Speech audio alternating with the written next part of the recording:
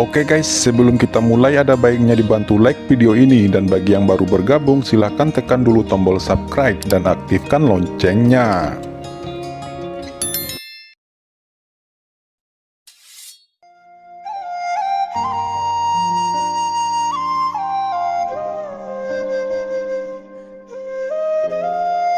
Banyak penonton juga telah mulai berkumpul di sekitar mereka, dan mereka semua mengejek Kincen yang tak tersentuh dari 4 wilayah domain bawah. Wajah Kincen tiba-tiba berubah, dia segera berkata, "Siapa bilang aku tidak berani?" Ouyang Nana menjawab, "Kalau begitu hadapi aku." Ouyang Nana berkata dengan bangga. Kincen tidak bisa menahan diri lagi dan berkata, "Baiklah, tetapi saya tidak bodoh. Saya akan menerima tantangan Anda dengan syarat. Jika saya dapat bertahan dalam satu serangan, Anda harus memberi beberapa eliksir tingkat kaisar." Ouyang Nana akhirnya mengangguk setuju. Dia merentangkan tangan kanannya dan 3 eliksir tingkat 8 telah muncul di telapak tangannya dan berkata, "Apakah kamu sudah siap?" Kincen mengangguk sambil menyimpan ketiga eliksir itu. Ouyang Nana menggelegar, tangan gioknya terbuka, kelima jarinya seperti gunung menyelimuti Kincen di dalamnya. Sosok Kincen bergetar, kekuatan ruang menyebar, dan sosok Kincen juga menjadi kabur seolah-olah dia telah menghilang. Boom! 5 jari tertutup dan tubuh Kincen langsung hancur berubah menjadi ketiadaan. Tapi beberapa saat setelah itu bayangan tipis muncul, perlahan berubah menjadi tubuh asli Kincen tanpa cedera sama sekali. Ouyang Nana terkejut, dia secara alami tahu bahwa itu adalah semacam teknik. Kincen ini jelas telah menguasai makna mendalam dari ruang spasial, tetapi dia dengan sengaja berpura-pura lemah. Gutua yang menyaksikan adegan itu juga tersenyum. Ouyang Nana memelototi Kincen dan berkata, "Satu serangan lagi." Kincen menjawab, "Boleh saja, tapi kamu harus memberiku 5 lagi eliksir tingkat kaisar." Eliksir tingkat kaisar dengan usia lebih dari 1000 tahun adalah yang paling tidak dimiliki Kincen untuk saat ini, dan dia pasti akan membutuhkannya ketika memasuki alam Yu kuno nantinya. Kincen berkata, "Kenapa? Apa kamu tidak berani? Kalau begitu segera mundur dari sini." Ouyang Nana sangat marah. Mundur saat ini adalah sebuah kegagalan baginya. Dia menarik nafas dalam-dalam dan berkata, "Saya tidak punya sebanyak itu, saya hanya punya 3, bagaimana?" "Hanya 3 ya?" Kincen menyentuh dagunya. Ling Yi tiba-tiba menyela, "Ouyang Nana, aku punya eliksir berusia 2000 tahun, ambillah sebagai taruhan." Kincen berkata, "Kamu harus menambahkan 100 juta batu asli bermutu tinggi." Ling Yi merasa sangat kesal dan berkata, "Nah, apakah kamu ingin mati?" Kincen menjawab, "Jangan khawatir, aku tidak akan bertaruh dengan omong kosong. Jika saya tidak dapat menahan serangan Ouyang Nana kali ini, maka saya akan mengembalikan 3 eliksir sebelumnya ditambah 10 miliar batu asli kelas menengah. Bagaimana?" Kincen mengangkat kepalanya, lubang hidungnya mengarah ke langit. Ling Yi mencibir, 10 miliar batu asli kelas menengah, apakah kamu memilikinya?" Kincen tidak berbicara omong kosong, dia segera mengeluarkan ATM-nya sembari berkata, "Gini-gini saya ini juga seorang juara kompetisi alkimia, tentu saja saya punya. Bahkan jika batu asli saya tidak cukup, mereka berdua adalah teman saya, kalian bisa meminta tambahan pada mereka." Kincen menunjuk Yemo dan Yan Cidao. Yemo dan Yan Cidao buru-buru melambaikan tangannya. Pada saat ini giliran Ouyang Nana dan Ling Yi yang ragu-ragu. Taruhan itu terlalu besar bagi mereka, terutama mengingat langkah Kincen sebelumnya. Itu membuat mereka sedikit waspada dan tidak berani sembarangan membuat janji. "Bagaimana, berani tidak?" Kincen tersenyum sedikit dan melanjutkan, "Jika kamu tidak berani, pergi saja, jangan hanya bisa menghina kami, udik. Lebih baik kalian mandi dan tidur, gimana bisa dapat cewek tanpa modal sedikit pun." Kincen memandang Ling Yi dengan jijik. Ling Yi terlihat sangat kesal. Dia berkata, bukankah itu hanya 100 juta batu asli bermutu tinggi? Oke, saya setuju. Ling Yi segera mengeluarkan kartu ATM dari tubuhnya dan kemudian mengeluarkan 2 eliksir tingkat kaisar dan melemparkannya ke depan Qin Chen. Bagaimana dengan Tante Ouyang? Qin Chen berkata kepada Ouyang Nana. Wajah Ouyang Nana langsung memerah dan langsung mengeluarkan 3 eliksir lagi yang semuanya berusia lebih dari 1000 tahun. Hanya pewaris keluarga seperti mereka yang memiliki kekayaan seperti itu. Qin Chen menerimanya dengan gembira, tersenyum dan kemudian berkata, baiklah, cukup, ayo mulai. Ouyang Nana menarik nafas dalam-dalam dan aura di tubuhnya langsung mekar. Di atas kepalanya seekor bayangan Fenix muncul. Kerumunan terkejut melihat bayangan Fenix kuno di atas kepala Ouyang Nana. Kali ini untuk berjaga-jaga, Ouyang Nana langsung mengaktifkan teknik rahasia tertinggi keluarganya. Gu Tua yang menyaksikan itu terlihat khawatir, tapi yang membuat Gu Tua merasa ngeri adalah bahwa Qin Chen tidak menggunakan teknik spasial kali ini. Dia malah menerima pukulan itu, jadi dia hanya bisa melihat Qin Chen dihantam oleh bayangan Phoenix kuno yang menakutkan itu. Qin Chen terkena hantaman bayangan Phoenix kuno, terpental jauh seperti bola meriam. Seteguk darah pun menyembur keluar dari mulutnya. Wajahnya menjadi pucat. Qin Chen berkata, Nona Ouyang, keberuntunganmu buruk. Sepertinya aku akan tetap di kamar itu berdampingan dengan kamarmu.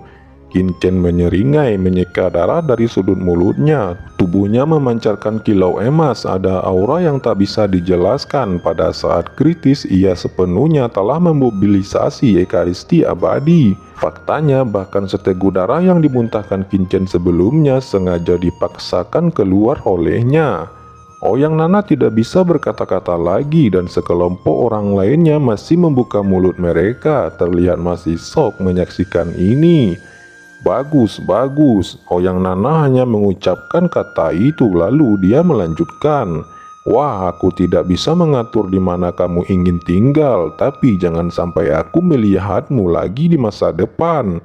Dia berbalik dan pergi. Ling Yi juga menatap Qin Chen, tubuhnya gemetar mengingat taruhan sebelumnya.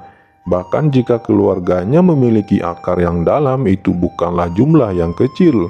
Qin Chen berkata, Saudara Ling Yi, bagaimana? Apakah Anda juga ingin bertaruh dengan saya? Qin Chen tersenyum dan berkata dengan santai.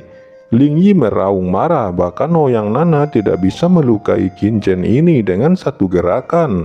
Dia lebih buruk dari Ouyang Nana, bagaimana mungkin dia akan bertaruh? Kemudian Ling Yi buru-buru mengikuti Ouyang Nana pergi dari sana. Gu Tua menghela nafas. Para jenius muda memang selalu sombong. Dia tidak bisa mengendalikan terlalu banyak dari mereka dan hanya berharap Qin Chen akan aman dan sehat. Setelah kembali ke kamar, Qin Chen mengkhawatirkan Zhao Lingshan dan yang lainnya. Di sisi lain saat ini, Wang Qiming dan 3 lainnya sudah sampai di gedung Wan Baolu pusat. Mereka memang diterima akan tetapi tidak mendapat kuota untuk memasuki alam rahasia 5 elemen. Kong Sitong membawa keempatnya pergi menemui tetua inti ke utara Wuyu. Di sana ada gunung es yang tinggi. Di bawah kepemimpinan Kang Sitong, keempatnya mendaki gunung yang tertutup salju itu menuju sebuah istana di puncaknya. Tiba-tiba terdengar suara. Siapa itu? Suara ini bergema di seluruh lembah seperti suara dewa. Kang Sitong segera berlutut dan berkata dengan nada yang sangat hormat, Tuan Xuan Bingwu yang terhormat, bawahan bernama Kang Sitong, salah seorang pemilik Wan Baolu di cabang benua timur. Bawahan membawa calon murid dengan nilai bakat di atas 50 untuk yang mulia. Melihat Kang Sitong melakukan ini, Wang Qiming dan 3 lainnya juga buru-buru berlutut. Kaisar Xuan Bingwu tidak percaya. Setelah beberapa saat, 4 kristal bakat terbang menuju Wang Qiming dan 3 lainnya. Mengetahui nilai bakat mereka, Kaisar Xuan Bingwu tidak bisa menahan diri untuk tidak terkejut. Itu sungguh mengerikan. Haha, bagus, bagus. Di tengah tawa, seorang pria parubaya muncul di atas kepala semua orang. Orang ini melayang di atas istana es seperti dewa dan kepingan salju yang tak terhitung jumlahnya berlama-lama di sekitarnya. Setelah melihat keempatnya dengan sekilas, dia berkata dengan penuh semangat, "Siapa namamu?" Murid ini bernama Leng Wushuang. Leng Wushuang buru-buru memberi hormat. "Baiklah, mulai hari ini kamu akan menjadi muridku." Kaisar Xuan Bingwu berkata dengan gembira. Kong Sitong terkejut dan buru-buru berkata, "Yang mulia, bagaimana dengan 3 orang lainnya?" Kaisar Xuan Bingwu melirik dan berkata sambil tersenyum, "Meskipun mereka bertiga memiliki bakat luar biasa, mereka tidak memiliki jejak hubungan dengan kaisar ini. Namun kaisar ini memiliki beberapa teman lama yang belum menerima murid, jadi kaisar ini akan merekomendasikan mereka." Kaisar Xuan Bingwu tertawa dan mengangkat tangannya untuk mengirim beberapa sinyal. Hanya beberapa saat kemudian, di atas langit tiba-tiba terdengar suara gemuruh aura yang membuat Kang Sitong dan yang lainnya nyaris tercekik dan tertekan. "Hahaha, Xuan Bingwu, apa hal baik yang kamu maksud?" Suara itu memekakkan telinga seolah-olah langit dan bumi akan runtuh, dan segera langit langsung terkoyak oleh celah besar. 3 sosok melayang keluar. Kaisar Xuan Bingwu berkata, "Hahaha, saudara-saudara, apa pendapat kalian tentang 3 anak muda di bawah ini?"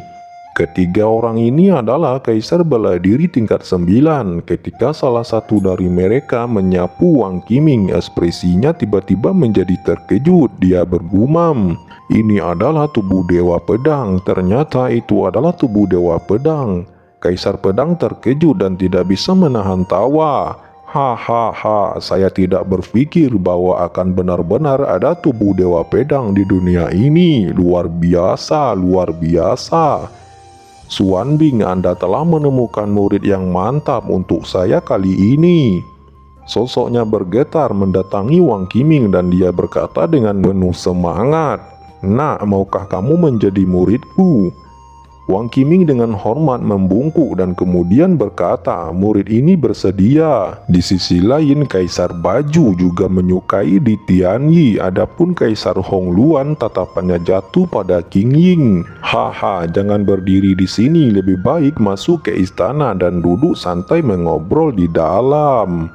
Kaisar Xuan Bingwu tersenyum dan mengundang mereka semua. Kaisar Xuan Bing telah mengetahui tujuan kunjungan Kang Sitong. Dia berkata, "Baiklah Kang Sitong, kamu kembali duluan. Setelah setengah bulan ke depan, kaisar ini akan merekomendasikan Leng Wushuang dan yang lainnya untuk memasuki alam rahasia 5 elemen. Kaisar ini ingin melihat siapa yang akan berani menghentikan mereka."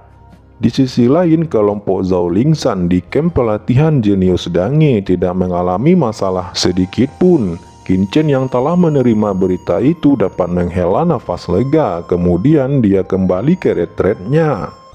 3 bulan telah berlalu. Pada hari ini, raungan yang menakjubkan tiba-tiba terdengar di istana yang mencapai telinga semua orang. Semua murid segera berkumpul. "Kita akan segera berangkat ke alam Guyu." Qin Chen tiba-tiba membuka matanya dan sebuah senyuman muncul di sudut mulutnya.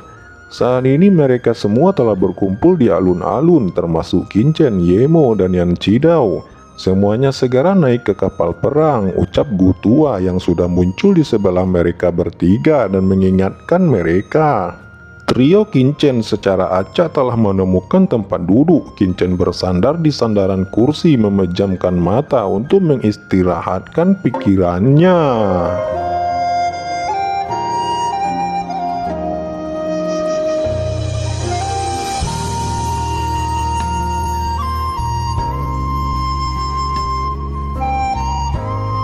Oke teman-teman, terima kasih sudah menonton. Jangan lupa like, komen, dan subscribe.